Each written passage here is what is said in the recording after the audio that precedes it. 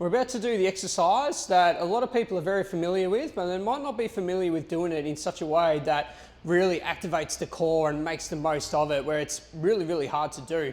What we find for most guys is they might just put their hands here. Usually they clamp their hands together.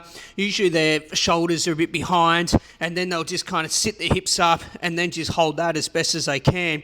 Now, what you will feel after a little while doing that is you're going to feel that your back just gets quite sore. And I'm sure that might be something that could be quite familiar to you.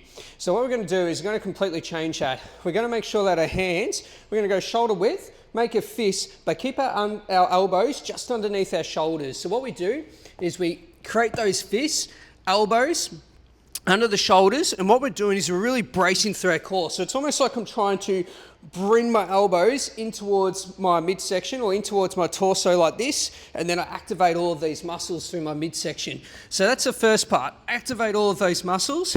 Now the next part is when we're going to activate our core, which is then bringing our pelvis into a position where I'm going to have my TA and my abs really active. So what I want to do is, before I extend the legs out or lift my knees off the ground, is I want to tilt my pelvis back in towards my belly button like this. So we go tilt, activate what's called the TA muscle, the transverse abdominis, which is a muscle just in between your hip bones. That's where you're going to feel it and wraps around. So you're going to feel it in between your hip bones mostly.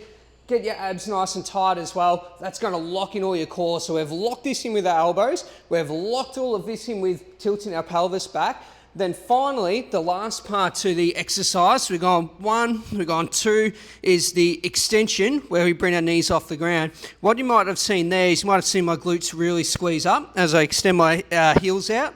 So what I want to do is I want to get this extension here where I get my heel to drive away and really squeeze through the glutes at the top there. So my knees are extended. Remember, my pelvis is still tilted up. So that really creates this effect where I'm shortening and tightening the glutes, and you should feel that squeeze. So we got 1, elbows tucked in, 2, pelvis tucked up into the belly, and then 3, drive my heels away, and then you can get that squeeze through the glutes.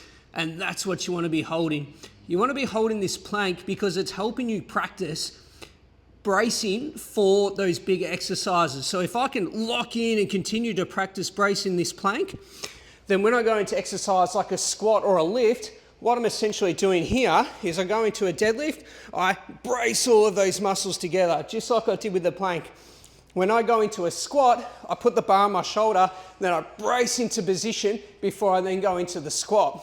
And that's what we're trying to achieve here. We're trying to get our body to be nice and braced, nice and strong, so when we do go into those bigger movements that are really going to yield you great strength results, your body's going to be capable for it, and you're not going to have those injuries that people get when they're not activating their core properly. So that's the plank. Do it properly. Your body will thank you later when you do go to those bigger exercises.